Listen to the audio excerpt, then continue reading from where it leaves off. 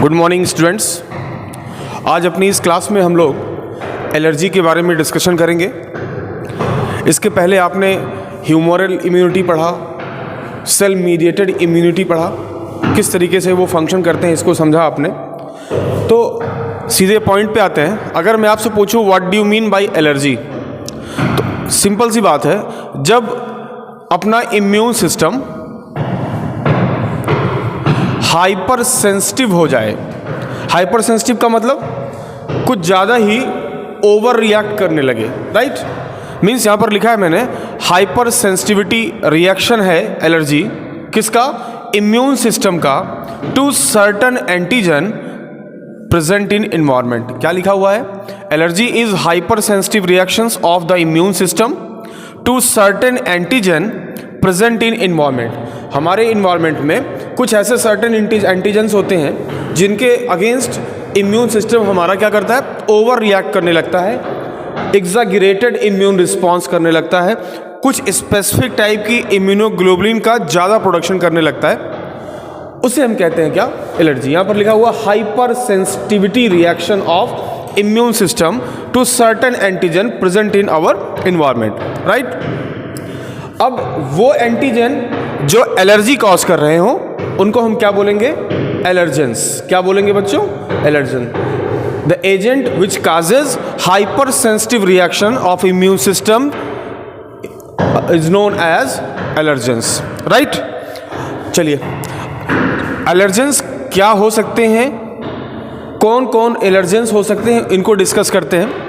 देखिए, आपने जनरली आप देखिए, आप कहीं पर जा रहे हो, आपको पता लगा कि आपको एक स्पेसिफिक स्मेल मिली और वो आप जिससे आपको स्नीजिंग आने लगी, छींक आने लगी, या पता लगा आप कोई परफ्यूम आप स्मेल कर लेते हो तो उसमें आपको क्या लगता है कि बहुत तेज़ आपको उसकी जो खुशबू है बड़ी अजीब लगती है, फिर आपकी आंखें लाल हो जाती हैं, छींक आने लगती है ना, तो स्नीजिंग है ना।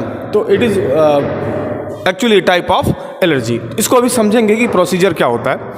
तो एलर्जेंस आपने देखा कि वो एंटीजन है स्पेसिफिक टाइप के जो हमारे इम्यून सिस्टम को एग्जैगरेटेड इम्यून रिस्पॉन्स करने पे मजबूर कर देते हैं। और ये एलर्जेंस सबके लिए अलग अलग हो सकते हैं। हो सकता है मुझे परफ्यूम से एलर्जी हो सकता हो आपको पॉलन ग्रेन से एलर्जी हो सकता हो आप जो है कहीं पर जा रहे हो तो आपकी आंखों में पॉलन ग्रेन पड़ गया किसी स्पीशीज़ का, उससे आपकी आंखें रेडिश हो गई और तमाम सिम्टम्स आने लगते हैं। तो एलर्जेंस अलग अलग पर्सन में अलग अलग हो सकते हैं। तो एलर्जेंस की कैटेगरी यहाँ पर लिख रखी है, थोड़ा इसको समझते हैं। एलर्जेंस इन्फेक्शियस एजेंट भी हो सकते हैं, like parasite, viruses, bacteria, fungi. ये भी आपके इम्यून सिस्टम को एग्जैगरेटेड रिस्पॉन्स करवाने में सक्षम है। कुछ ड्रग्स होती हैं जैसे एंटीबायोटिक्स, है ना। एंटीबायोटिक्स की अगर हम बात करें तो आपको पता है कि बैक्टीरियल ग्रोथ को रोकने के लिए या उसको किल करने के लिए एंटीबायोटिक यूज़ करते हैं। कभी कभी क्या होता है, कुछ पर्सन को कोई एंटीबायोटिक सूट नहीं करती, है ना। जैसे मैं अपनी बात करूं, अगर मैं क्लोरामफेनिकॉल ले लूं तो मेरे शरीर में जो है स्किन पर रेडिश स्पॉट आ जाते हैं। ऐसे अलग अलग पर्सन में क्या होता है कि अलग अलग एंटीबायोटिक्स के लिए हो सकता हो इम्यून सिस्टम हाइपर सेंसिटिव हो। तो कुछ एंटीबायोटिक्स हैं लाइक पेनिसिलिन हो सकता है, या अलग अलग पर्सन के लिए डिफरेंट टाइप के हो सकती हैं। तो ये भी वर्क करती हैं एज एन एलर्जन। कुछ पर्सन्स को ज़्यादा गर्मी हो या स्पेसिफिक रेडिएशन या लाइट पड़ जाए शरीर पे, आँखों पे, तो उससे भी एलर्जी हो सकती है। कुछ फूड सब्सटेंसेस भी हो सकते हैं बच्चों जो एलर्जन का काम करते हैं। लाइक अगर मैं बात करूँ wheat, egg, milk, vegetable oil, देखा गया है कि ये सब भी कहीं कहीं पर कुछ पर्सन्स में एलर्जी काज करने का मतलब के लिए रिस्पॉन्सिबल होते हैं। नेक्स्ट कैटेगरी लिखी हुई यहाँ पर इनहेलेंट्स। इनहेलेंट्स का मतलब जो आप इनहेल के थ्रू ले सकते हो, लाइक पॉलन ग्रेन्स, है ना। आपने कभी मतलब ज़रूर फील किया होगा, आप कहीं जा रहे हो, आंखों में कुछ ऐसा पड़ता है जो आपको पता नहीं चलता, लेकिन कुछ समय बाद आपकी आंखें एकदम रेडिश हो जाती हैं, पानी निकलने लगता है, स्वेलिंग आ जाती है। तो वो स्पेसिफिक होता है, कोई ज़रूरी नहीं कि अगर मेरे में हो रहा है वो तो आपकी आंखों में पड़ने के बाद भी ऐसा हो। बेसिकली कुछ स्पीशीज़ हैं प्लांट की, आपने सुना होगा पार्थेनियम, है ना, कैरेट ग्रॉस, है ना, इसके जो पॉलन होते हैं इसका स्प्रेड भी बहुत ज़्यादा है। आप कहीं पर भी देखो पार्थेनियम का प्लांट आपको मिल जाएगा। तो उसके जो बहुत माइन्यूट पॉलन ग्रेन्स होते हैं वो अपनी आंखों में अगर पड़ जाए तो आंखों में एलर्जी का मतलब तमाम तरह के सिम्टम्स आने लगते हैं, रेडिश हो जाती है, पानी आने लगता है, स्वेलिंग हो जाती है और ईचिंग होने लगेगी। तो बेसिकली पार्थेनियम, और शायद आपने नाम सुना होगा चीनोपोडियम का। चीनोपोडियम जानते हैं? चीनोपोडियम जानते हो? आजकल बहुत खाया जा रहा है सर्दियों में, बथुआ, राइट। तो बथुआ जो है चीनोपोडियम, इसके भी जो पॉलन होते हैं बच्चों ना, ये भी कुछ पर्सन्स में एलर्जी काज करने का काम करते हैं। क्लियर? फंजाई भी हो सकते हैं स्पेसिफिक टाइप के, डस्ट पार्टिकल भी हो सकते हैं जो एज एलर्जन काम करेंगे, स्मोक, परफ्यूम्स, कुछ कॉन्टेक्टेंट्स होते हैं लाइक केमिकल। पता लगा कि आप किसी केमिकल को छू दे रहे हो, पता लगा पेंट रखा है, आपने उसको स्मेल कर लिया या छू दिया तो स्किन में एलर्जी हो गई। कुछ मेटल स्पेसिफिक होते हैं जो आपने उस मेटल को छू दिया तो आपकी बॉडी में एलर्जी काज हो गई। तो एलर्जी का सिंपल से क्या मतलब आपको निकल के आ रहा है यहाँ पर कि जब इम्यून सिस्टम आपका किसी स्पेसिफिक एजेंट के अगेंस्ट बहुत ज़्यादा रिएक्ट करने लगे, हाइपर सेंसिटिव रिएक्शन देने लगे, एग्जैगरेटेड इम्यून रिस्पॉन्स देने लगे, तो वो कहलाता है क्या? Allergy, right. अच्छा, इतनी बातें आपने पढ़ी कि एलर्जन किसे कहते हैं, एलर्जी क्या होती है, कौन कौन से एलर्जेंस हो सकते हैं। अगर मान लीजिए किसी को एलर्जी हो गई तो सिम्टम्स क्या क्या आते हैं, ये 3-4 है जो बहुत कॉमन है, उसको देख लेंगे। अगर ऐसे एजेंट्स हमारे बॉडी में एक्सपोज हुए तो हमारे अंदर हो सकता हो स्नीजिंग हो जाए, वाटरी आइज हो जाए, रनिंग नोज, है ना, डिफ़िकल्टी इन ब्रीदिंग। ये 4 बहुत कॉमन सिम्टम है किसके? एलर्जी के, राइट।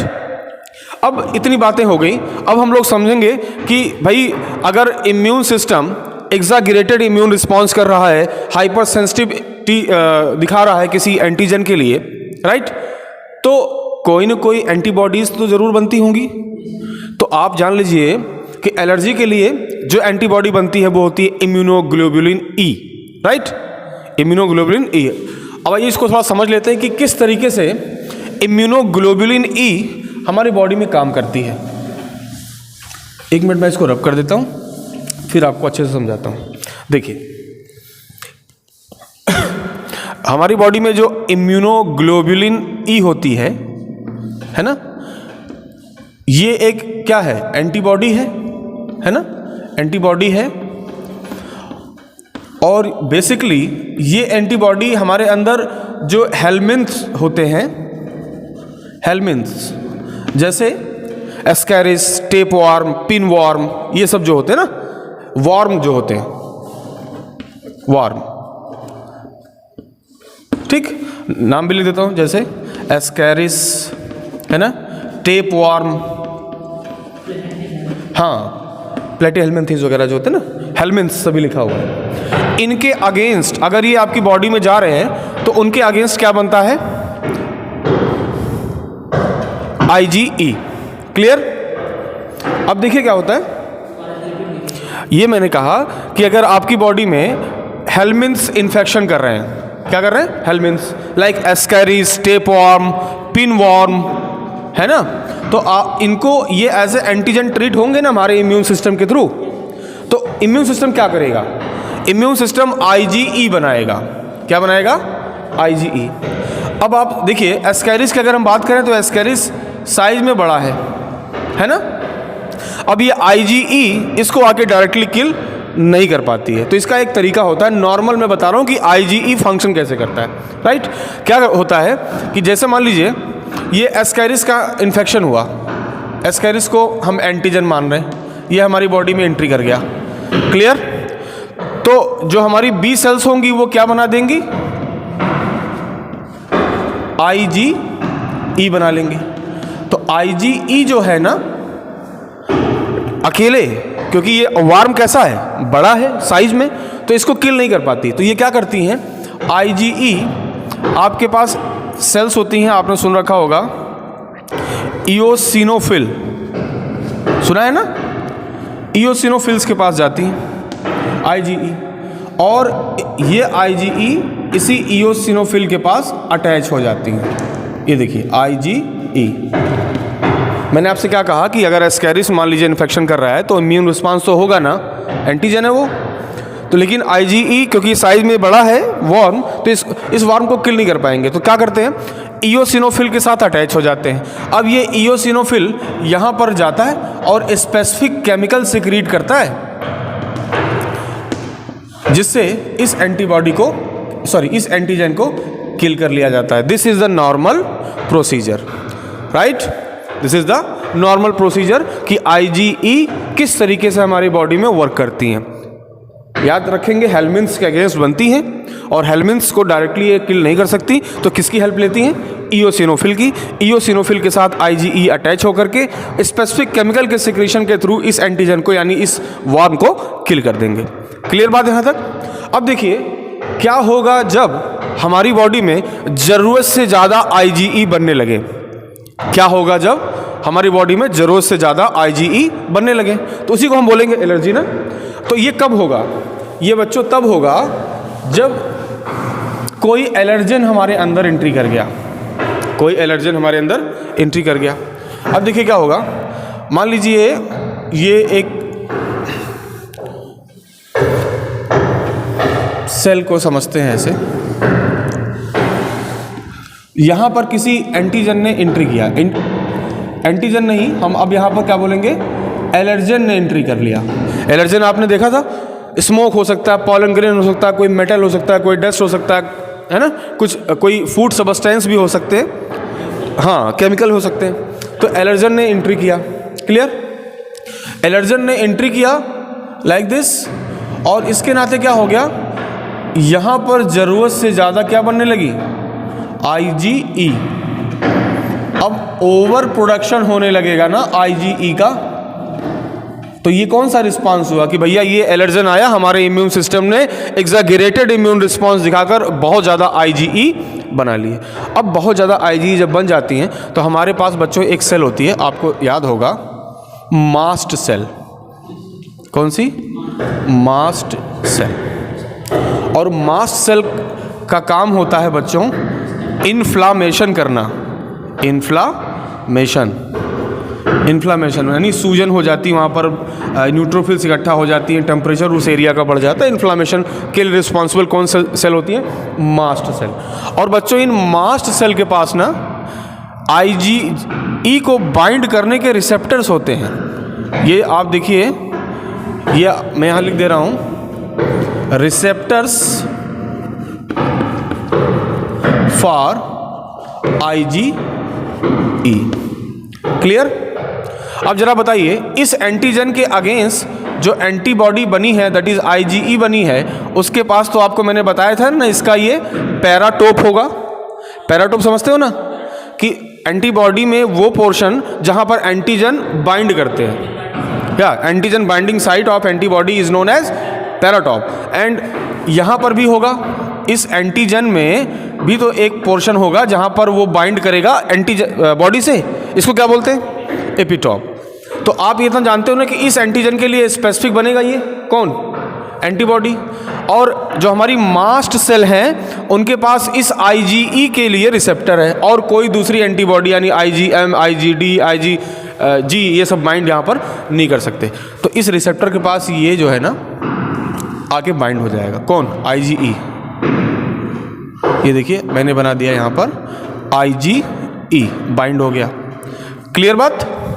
अब बच्चों ना IgE जैसे इस रिसेप्टर पे बाइंड होगा मास्ट सेल के, और इस IgE के पास भी तो एक बाइंडिंग साइट है जिस पे ये एंटीजन बाइंड हो सकता है। मान लीजिए कोई पॉलन ग्रेन ही आपके शरीर में आया, तो ये तुरंत आकर के यहाँ पर बाइंड हो जाएगा। आप ये देखिए, this is the what, antigen या एलर्जन, है ना, ये एलर्जन बाइंड हो गया। इस एलर्जन के बाइंड होने से ना ये मास्ट सेल क्या करती हैं, एक्टिवेट हो जाती हैं। मास्ट सेल एक्टिवेट हो जाती हैं, और मास्ट सेल के एक्टिवेट होने से यहाँ से रिलीज होने लगता है बहुत सारे इन्फ्लामेटरी सब्सटेंस, हाँ हिस्टामीन वगैरह रिलीज होने लगता है ना, प्रोस्टाग्लैंडिन वगैरह रिलीज होने लगता है, जिससे क्या होगा, इस सेल के अंदर इन्फ्लामेशन हो जाएगा। और जो सिम्टम्स आपको मैंने बताए थे ना, जैसे मान लीजिए नेज़ल पैसेज में ये चीज़ हो रही है, तो नेज़ल पैसेज में इन्फ्लामेशन हो गया तो आपको रिस्पिरेटरी एफिक्सेशन फील होगा कि नहीं होगा, means difficulty in breathing feel होगी। आँखों में हो रहा है, वहाँ पे इन्फ्लामेशन हो गया, तो आँखों में हो गया इन्फ्लामेशन तो आपकी आँखें जो है आप पेन होगा, रेडिश हो जाएंगी, पानी यहाँ से निकलेगा। रिस्पिरेटरी ट्रैक में अगर ये चीज़ें हो रही हैं तो रनिंग नोज़, जो सिम्टम्स लिखे थे, sneezing, watery eyes, running nose, difficulty in breathing. तो आपको पूरी कहानी क्या समझनी है कि जब कोई एलर्जन एंट्री करता है और पता है आपको कि इस एलर्जन के अगेंस्ट हमारा इम्यून सिस्टम क्या करेगा, हाइपर सेंसिटिव हो जाएगा और इसके लिए बहुत ज़्यादा कंसंट्रेशन में IgE को बना लेगा। क्लियर बात? अब IgE जब बहुत ज़्यादा बन जाती है ना, तो हमारे पास जो मास्ट सेल हैं, मास्ट सेल के मेम्ब्रेन में इस IgE को बाइंड करने वाले रिसेप्टर्स होते हैं। ये मास्ट सेल में IgE आकर के बाइंड हो जाती है और आपको पता है कि इस एंटीजन के अगेंस्ट IgE बनी है, तो इसके पैराटॉप पर यही एंटीजन बाइंड होगा, तो ये एंटीजन बाइंड हो गया। जैसे ये एंटीजन एंटीबॉडी इंटरेक्शन होता है, ये मास्ट सेल एक्टिवेट होकर इन्फ्लामेटरी एजेंट्स को, केमिकल्स को सिक्रीट करने लगती है हमारे सेल में और इन्फ्लामेशन के साथ साथ इस तरह के जो सिम्टम्स होंगे वो आने लगेंगे। This is actually allergy. I hope ये वीडियो आपको समझ में आया होगा। अगर कोई आपको डाउट है तो आप मुझसे कमेंट बॉक्स में पूछ सकते हो। Thank you.